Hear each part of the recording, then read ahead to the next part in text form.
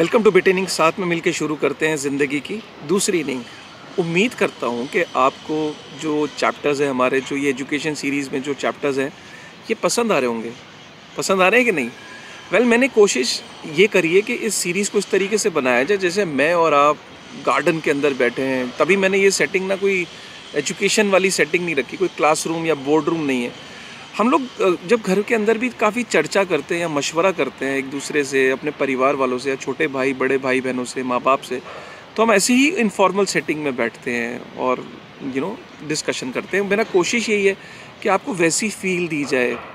तो इसीलिए मेरी आपसे रिक्वेस्ट ये है कि पहले चैप्टर से देखना शुरू करें। ये सीरीज़ लंबी होने वाली है। ये सीरीज़ आपकी ज़िंदगी को बदल देगी, ये गारंटीड है। उसकी वजह क्या है? क्योंकि जब आप इस कंटेंट को देखोगे, इस तरीके से समझोगे, तो मेरा ये क्लियर मानना है कि आपको कभी भी क्रिप्टो को समझने में दिक्कत नहीं आएगी। और जब दिक्कत नहीं आएगी तो आप उसमें बेहतर डिसीजंस ले पाएंगे, है ना? तो हमने पिछले चैप्टर्स में काफ़ी तरीके की चीज़ों को कवर किया। हमने लास्ट जो चैप्टर था उसके अंदर हमने ये बात करने की कोशिश करी कि मनी होता क्या है, व्हाट इज़ मनी एग्जैक्टली। क्या मनी को जब हम कहते हैं मनी मनी मनी मनी के लिए तो हम काम कर रहे हैं, मनी के लिए तो हम दुनिया में आए हैं। कई बार हम लोग ना दुनिया में आए हैं क्योंकि पैसा कमाना है भाई, है ना? और मनी के लिए तो सारा स्ट्रेस है, मनी के लिए तो ये भाग दौड़ है, मनी के लिए सुबह जाते हैं, मनी के लिए शाम को घर पे आते हैं काम से। मनी है क्या?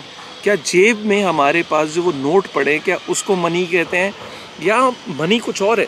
और पुराने ज़माने में मनी क्या होती थी? मतलब ये नोट तो तब आए ना जब ये सभ्यता इतनी आगे तक आई, जब हम मॉडर्न ज़माने में आए तो पेपर करेंसी आई ना। पहले के ज़माने में मनी क्या होती थी और मनी की ज़रूरत क्यों पड़ी? मनी का फंक्शन क्या है? मनी का function as a medium of exchange क्या फंक्शन है? मीडियम ऑफ एक्सचेंज को हमने डिस्कस किया, हमने यूनिट ऑफ अकाउंट को डिस्कस किया। ये सारा आपको पिछले चैप्टर में मिलेगा। एक और फंक्शन होता है मनी का और वो होता है store of value. Store of value को मैंने लास्ट वीडियो में इतना डिटेल में कवर नहीं किया। आज इस वीडियो में हम स्टोर ऑफ वैल्यू को डिस्कस करेंगे और स्टोर ऑफ वैल्यू को हम समझेंगे कि एक्चुअली में स्टोर ऑफ वैल्यू इतना इंपॉर्टेंट फंक्शन ऑफ मनी क्यों है।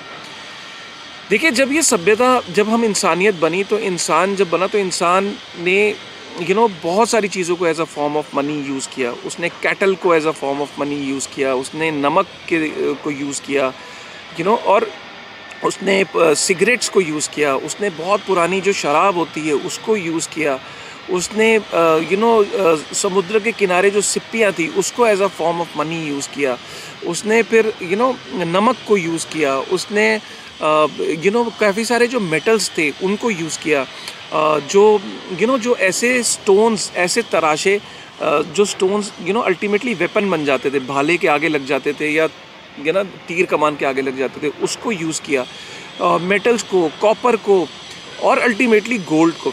सो हमें ये पता लग रहा है कि किसी भी पॉइंट ऑफ टाइम पे जब से ये दुनिया बनी है तो हर वक्त ऐसा रहा कि जो एक फॉर्म ऑफ मनी दूसरे फॉर्म ऑफ मनी से कंपटीशन लड़ती रही। ऐसा नहीं हुआ कि एक फॉर्म ऑफ मनी जो थी वो परमानेंट रह गई। तो काफ़ी लंबे समय तक नमक चला होगा, काफ़ी लंबे समय तक हाथी के दांत चले होंगे, काफ़ी लंबे समय तक मोर के पंख चले होंगे, काफ़ी लंबे समय तक हो सकता है सिगरेट चली हो, कुछ समय तक शराब चली हो, कुछ समय तक कैटल चली हो, कुछ समय तक मेटल्स चली हो और काफ़ी लंबे समय तक गोल्ड चला, है ना? गोल्ड कितने लंबे समय तक चला और गोल्ड इनफैक्ट आज भी चलता है। तो इससे ये पता लगा कि एक फॉर्म ऑफ मनी दूसरे फॉर्म ऑफ मनी से हमेशा compete करती रही और कभी भी ये नहीं हुआ कि एक फॉर्म ऑफ मनी जो थी वो बेस्ट थी। तो कंपटीशन बेसिकली किन चीज़ों पे होता है? कंपटीशन मीडियम ऑफ एक्सचेंज पे कंपटीशन इतना नहीं रहा होगा क्योंकि मीडियम ऑफ एक्सचेंज बहुत सारे लोग बिलीव करते थे, बहुत सारे लोग अगर नमक में बिलीव करते थे, फिर मीडियम ऑफ एक्सचेंज दूसरी कोई चीज़ आई तो वो भी वही काम कर रही थी जो वो दूसरी चीज़ कर रही थी। यूनिट ऑफ अकाउंट में भी इतनी दिक्कत नहीं आएगी। जो सबसे बड़ा जो चैलेंज जो आया होगा, वो सबसे बड़ा चैलेंज जो डिफरेंट फॉर्म ऑफ मनी में रहा कि store of value. Store of value होता क्या है, इसको एक मिनट को समझ लेते हैं। स्टोर ऑफ वैल्यू ये होता है कि सपोज करें कि आप नौकरी पे जाते हैं ना, आपको 1 लाख रुपए की तनख्वाह मिली। अब जब आपको 1 लाख रुपए की तनख्वाह मिली तो आप क्या करते हो? सपोज करो कि आपने 1 लाख रुपए की तनख्वाह आपके पास आपने अकाउंट में रख ली और आपने अभी कोई खर्चा नहीं किया। आप यही तो एक्सपेक्ट करके चल रहे हो ना कि यार ये 1 लाख रुपए की जो वैल्यू है वो अगले 6 महीने बाद भी जब मैं जाऊंगा तो 1 लाख रुपए ही रहेगा, या मैं अगले 1 साल बाद भी जाऊंगा मार्केट में ये 1 लाख रुपए लेके, तो 1 लाख रुपए की वैल्यू रहेगी। मतलब बेसिकली इसकी जो वैल्यू है इस मनी की, ये over the period of time अपनी वैल्यू को रिटेन करेगा। तो ये है स्टोर ऑफ वैल्यू।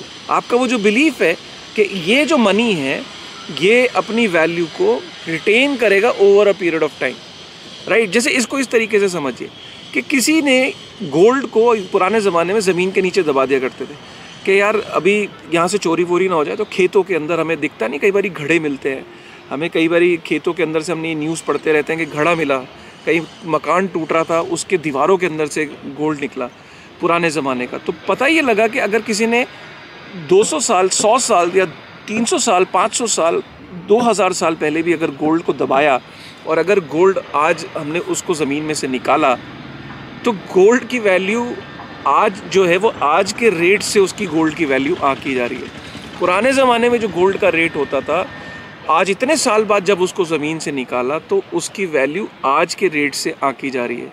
तो वो बिलियंस में गोल्ड की वैल्यू हो जाती है। इसका मतलब क्या है कि गोल्ड ने अपनी वैल्यू को over the period of time उसने रिटेन किया। उसकी जो परचेजिंग वैल्यू है, उसकी जो बाइंग वैल्यू है, उसकी जो वैल्यू है गोल्ड की, वो आज भी अपनी वैल्यू को वो रिटेन कर पाया। इनफैक्ट रिटेन तो कर ही पाया, उससे ज़्यादा उसकी वैल्यू हो गई, राइट। तो इसका मतलब क्या है कि कोई भी फॉर्म ऑफ मनी जो है वो अपनी वैल्यू कितने लंबे समय तक वो रिटेन कर पाता है, वो मनी जो थी जो अपनी वैल्यू बहुत लंबे समय तक रिटेन कर पाएगी, वो फॉर्म ऑफ मनी सक्सेसफुल हुई और लंबे समय के लिए चली, है कि नहीं। अब आप बोलोगे कि तो स्टोर ऑफ वैल्यू के कौन कैसे डिसाइड होता है कि बेटर स्टोर ऑफ वैल्यू क्या है। तो स्टोर ऑफ वैल्यू के अंदर भी फीचर्स होते हैं। तो स्टोर ऑफ वैल्यू के अंदर भी फीचर्स होते हैं। आज मैं उन्हीं फीचर्स पे डिस्कस करूँगा। तो एक एक पॉइंट को हम डिस्कस करेंगे। तो स्टोर ऑफ वैल्यू, अगर किसी मनी को परफेक्ट स्टोर ऑफ वैल्यू बनना है तो उसके अंदर क्या क्या फीचर होने चाहिए, मैं वहाँ फीचर्स गिना देता हूँ यहाँ पे। सबसे पहला फीचर, एक स्टोर ऑफ वैल्यू, एक मनी बेहतर स्टोर ऑफ वैल्यू मानी जाएगी अगर वो, सबसे पहला फीचर है ड्यूरेबल है। दूसरा सबसे बड़ा फीचर पोर्टेबल है। तीसरा सबसे बड़ा फीचर फंजिबल है। चौथा वेरीफाइबल है। पांचवा डिविजिबल है। छठा स्केयर्स है। सातवां इस्टेब्लिश्ड हिस्ट्री है उसकी। और आठवां सेंसरशिप रेजिस्टेंट है। तो ये सारे पैरामीटर्स पे जो डिफरेंट फॉर्म ऑफ मनीज हैं वो compete करती रहीं, और इन पैरामीटर्स पे जिसके पास ज़्यादा नंबर थे, जिसके पास ज़्यादा जो इन पैरामीटर्स पे खरा उतरा, वो बेहतर स्टोर ऑफ वैल्यू माना गया। वो जो फॉर्म ऑफ मनी थी, जो वो पर्टिकुलर मनी बेहतर मानी गई जो इन पैरामीटर्स पे खरी उतरी, है कि नहीं। बात समझ में आ रही है। तो अगर मैं बात करूं, सॉल्ट को इन पैरामीटर्स पे उसने अपने आप को टेस्ट किया होगा, उसने सिगरेट ने अपने आप को टेस्ट किया होगा,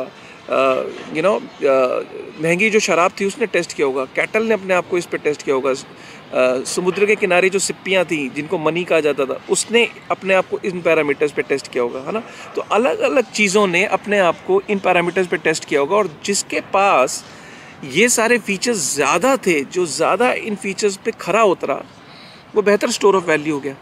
इसीलिए तो गोल्ड इतना बेहतर स्टोर ऑफ वैल्यू यहाँ तक माना गया। अब मैं इस एक एक पॉइंट को मैं यहाँ पे समझाने की कोशिश करता हूँ। सबसे पहले हम पॉइंट करते हैं ड्यूरेबल। ड्यूरेबिलिटी का मतलब ये है कि कितने लंबे समय तक जो मनी है वो सर्वाइव कर सकती है। जैसे अगर हम ड्यूरेबिलिटी की बात करें तो लंबे समय तक उसकी जो फिज़िकल फॉर्म है बेसिकली वो ख़राब नहीं होगी, राइट। तो अगर हम ड्यूरेबिलिटी की बात करें, अगर मैं बात करूं नमक की, तो नमक क्या बहुत लंबे समय तक ड्यूरेबल है? नहीं ना। अगर मैं बात करूं सिगरेट की, क्या सिगरेट बहुत लंबे समय तक ड्यूरेबल है? नहीं ना।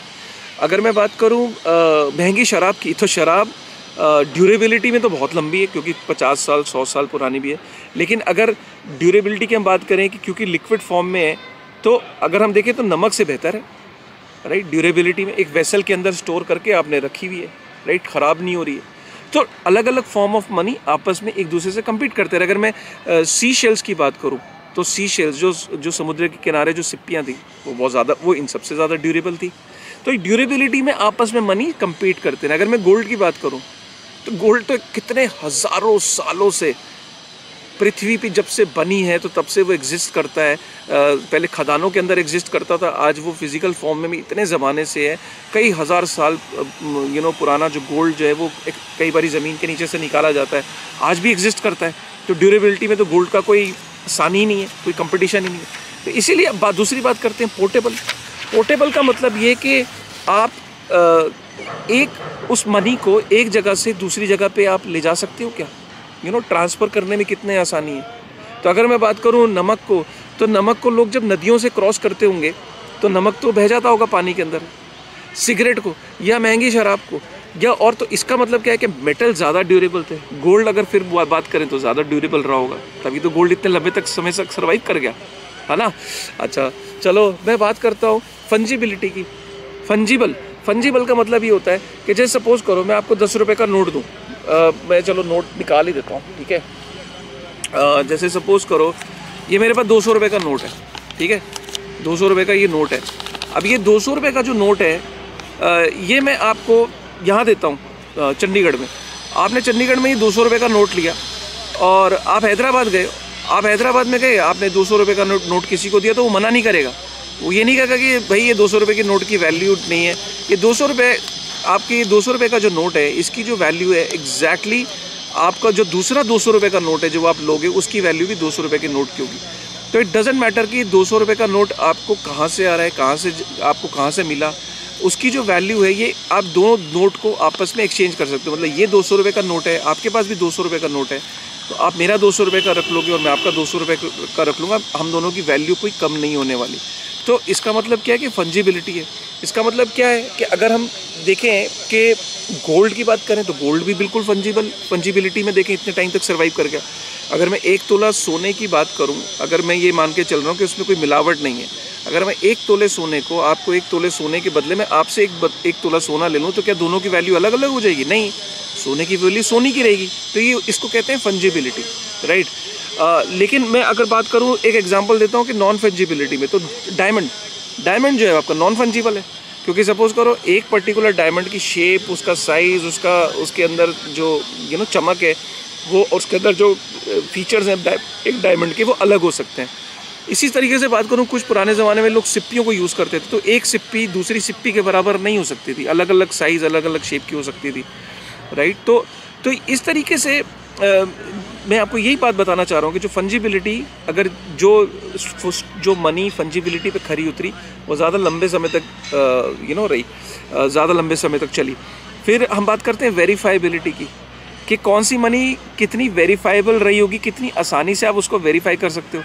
तो सपोज़ करो अगर मैं बात करूँ महंगी शराब अगर एक फॉर्म ऑफ मनी होता जो लंबे समय तक नहीं चला, तो क्यों नहीं चला? क्योंकि वेरीफाई करना मुश्किल है, कितने साल पुरानी है, राइट।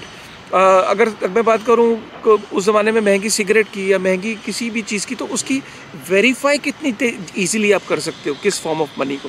तो ये डिसाइड करती थी कि वो कितना, वेरीफाइबिलिटी डिसाइड करती थी कि कौन सी फॉर्म ऑफ मनी कितनी सक्सेसफुल है, राइट। तो अगर मैं बात करूँ गोल्ड की, तो गोल्ड को आप इजीली वेरीफाई कर सकते हो। अगर आप बात करें फियाट करेंसी की, आज की जेब में जो हमारी जेब में जो करेंसी नोट है, क्या आप वेरीफाई कर सकते हो? मैं मानता हूँ कि आज फेक करेंसी बहुत आती है, लेकिन फिर भी कुछ पैरामीटर्स हैं जिनको आप हाथ में पकड़ के, RBI भी बताता है कि आप ये चीज़ें अगर चेक करोगे तो आपके हाथ में ये पता लग जाता है कि ये नोट जो है ये नकली है या असली है। फिर हम बात करते हैं डिविजिबिलिटी की। डिविजिबिलिटी का मतलब ये है कि कौन सी फॉर्म ऑफ मनी वो सक्सेसफुल रही, फॉर्म ऑफ मनी जो ईजिली आप उनको छोटे पार्ट्स में डिवाइड कर सकते हो। अब जैसे मैं एग्जांपल दूं कि सपोज़ करो अगर मैं गोल्ड की और फियाट करेंसी की बात करूं, जो फियाट का मतलब मैं जब भी बोल रहा हूं तो पेपर करेंसी की बात करूं। गोल्ड को क्या, अगर मैं आपको ब्रेड लानी हो, आपको 10 रुपये की ब्रेड लानी हो और आपके पास जेब में 1 रुपया भी नहीं है और आपके गोल्ड चेन पड़ी है और आप किसी आइलैंड पे फंस जाओ और वहाँ ब्रेड की दुकान हो, तो आप जाके क्या कहोगे? आप बोलोगे मुझे भाई साहब ब्रेड दे दोगे क्या? पैसे? तो आप क्या गोल्ड में से कितना गोल्ड तोड़ोगे जो 10 रुपये का बनेगा, राइट।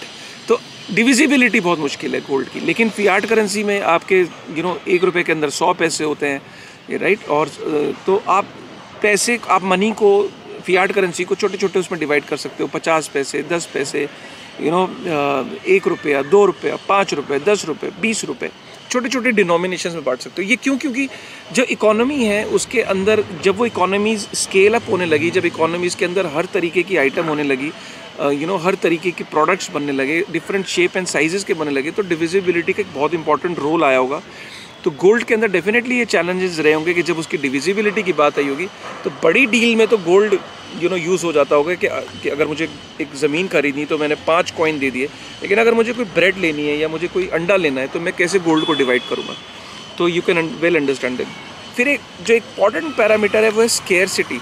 स्केर्सिटी भी मनी का एक इतना इंपॉर्टेंट पैरामीटर है। आप सोचो कि अगर मनी स्केर्स नहीं होती, मतलब मैं सपोज़ करूँ, मैं आपको ये बोलूँ कि अल्टीमेटली आप जाओ ना, ये जो स्टील है, सपोज पीछे मेरे स्ट्रक्चर देख रहे हो, ये पीछे फ्लैट देख रहे हो, बड़ा अच्छा एग्जांपल है ये। अब ये स्ट्रक्चर स्टील पे बना है, राइट। तो कहने को गोल्ड से ज़्यादा स्ट्रॉन्ग है, कहने को इतना मजबूत है, गोल्ड पे इतना बड़ा स्ट्रक्चर नहीं बना पाते। आपने स्टील पे इतना बड़ा स्ट्रक्चर बना लिया तो स्टील के ऊपर शिप्स जाती हैं, स्टील के ऊपर इतने बड़े बड़े जहाज़ पानी में जा रहे हैं, तो स्टील से ताकतवर तो कुछ नहीं है। तो जाओ ना, स्टील को स्टोर ऑफ वैल्यू बना लो, गोल्ड की तरह स्टोर ऑफ वैल्यू क्यों नहीं है? क्योंकि इसलिए नहीं है क्योंकि स्टील के अंदर सारे इतने फीचर होने के बाद कि वो रस्ट फ्री भी नहीं है, मजबूत है, उसके ऊपर शिप्स बन रही हैं, बिल्डिंग्स बन रही हैं, स्केर्स नहीं है। फैक्ट्री के अंदर स्टील को बनाया जा सकता है। जब कोई चीज़ फैक्ट्री के अंदर बनाई जा सकती है तो उसकी स्केर्सिटी ख़त्म हो गई। फिर वो मेरे विल पे है कि मैं उसे कितना बना सकता हूँ। सपोज़ करिए अगर स्टील स्टोर ऑफ वैल्यू होता तो सारे दुनिया के अंदर जो कारखाने हैं वो मिलके स्टील को बनाने लगते कि यार स्टील तो वैल्यूएबल हो रहा है तो चलो स्टील की प्रोडक्शन बढ़ा देते हैं। तो इसलिए स्टील या कोई भी चीज़ जिसकी प्रोडक्शन बढ़ाई जा सकती हो, जिसकी जो ईजिली अवेलेबल हो, जिसकी ईजिली प्रोडक्शन को बढ़ाया जा सकता हो, वो कभी भी परफेक्ट स्टोर ऑफ मनी नहीं हो सकती। फिर हम बात करते हैं इस्टेब्लिश्ड हिस्ट्री कि कौन सी फॉर्म ऑफ मनी कितनी पुरानी है। आज के आप गोल्ड पे डाउट करते हो? नहीं करते। आप सिल्वर पे डाउट नहीं करते हो। आप कोई भी ऐसी चीज़ जिसकी हिस्ट्री बहुत पुरानी हो जाती है, बहुत पुराने समय से जो इस्टेब्लिश्ड है, तो उसके ऊपर आप जनरली डाउट नहीं करते। और क्योंकि उसने इतने समय तक अपने ट्राइड एंड टेस्टेड है, वो इतने समय तक उसने अपने आप को प्रूव किया, तो उसकी एक इस्टेब्लिश्ड हिस्ट्री है। आज मैं बात करूं बिटकॉइन की, तो बिटकॉइन क्योंकि इतना नया है तो आपका जो ट्रस्ट है वो ऑब्वियसली उस पर इतनी जल्दी नहीं हो सकता। आपका जो फियाट करेंसीज़ हैं, क्योंकि मैंने और आपने पिछले जब से हम पैदा हुए हैं तो हम देख रहे हैं तो हमारा ट्रस्ट है, लेकिन हमारे बुज़ुर्गों ने वो टाइम भी देखा है कि जब वो गोल्ड को देखते थे ज़्यादा और फियाट करेंसीज़ को कम देखते थे। उससे पहले जिसने फियाट करेंसीज़ को नहीं देखा था उसके लिए फियाट करेंसीज़ पे, पेपर करेंसी पे बिलीव करना भी बड़ा मुश्किल रहा होगा। इसीलिए पुराने बुज़ुर्ग तब हमेशा ये कहा करते थे कि सोने को एक्युमुलेट करो, लैंड को एक्युमुलेट करो। वो पुरानी चीज़ों में ज़्यादा यकीन करते थे कि इस्टेब्लिश हिस्ट्री थी। लेकिन आप देख रहे होंगे कि जो आज की जो जनता आ रही है, जो आज की यंग जनरेशन है, अब वो इनटेंजिबल वो इंटेंजिबिलिटी की तरफ जा रही है। वो यकीन करती है गोल्ड ETF में, वो डिजिटल गोल्ड में, वो डिजिटल एसेट्स में, इन चीज़ों पे उसका यकीन, क्योंकि वो इंटरनेट की इकोनॉमी में बढ़ रही है। तो इसलिए उसका पुराने चीज़ों से और नए जो चीज़ें आ रही हैं फ्यूचर में, उसमें उसको डिफरेंस दिख रहा है। तो इस्टेब्लिश्ड हिस्ट्री का बहुत बड़ा रोल होता है। किसी फॉर्म ऑफ मनी ने बहुत लंबे समय तक उसकी अगर हिस्ट्री रही है तो वो डेफिनेटली वो आगे सक्सेसफुल रही है। सेंसरशिप रेजिस्टेंट की बात करें तो ये बड़ा इंपॉर्टेंट है कि कौन सी फॉर्म ऑफ मनी है जिसको कोई भी नेशन स्टेट या कोई भी देश जो है वो बंद कर सकता है, या या जैसे सपोज़ करें, मैं इसको इस तरीके से बात करूं कि गोल्ड को क्या कोई कंट्री बैन कर सकती है? हाँ, वो अपने देश के अंदर उसकी ट्रेडिंग बैन कर सकती है, बट क्या पूरी दुनिया से गोल्ड एक्सटेंट हो जाएगा? नहीं एक्सटेंट हो सकता। कोई उसे ख़त्म नहीं कर सकता। सेंसरशिप नहीं लगा सकता गोल्ड पे। सिल्वर पे सेंसरशिप लग सकती है? नहीं। पेट्रोलियम पे सेंसरशिप लग सकती है? नहीं।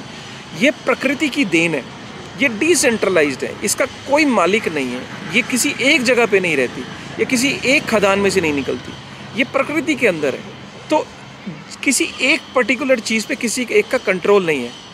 जैसे कि बिटकॉइन की बात करें, ये इंटरनेट पे रहता है, इसका कोई मालिक नहीं है, ये इसका जो कोड है ये मिलके लोग चलाते हैं। कोई एक आदमी गवर्न नहीं कर सकता, कोई इसको ख़त्म नहीं कर सकता, कोई भी इसके अंदर एंट्री ले सकता है, कोई भी इसके अंदर से एग्जिट ले सकता है। कोई एक आदमी के वॉलेट में नहीं रहता।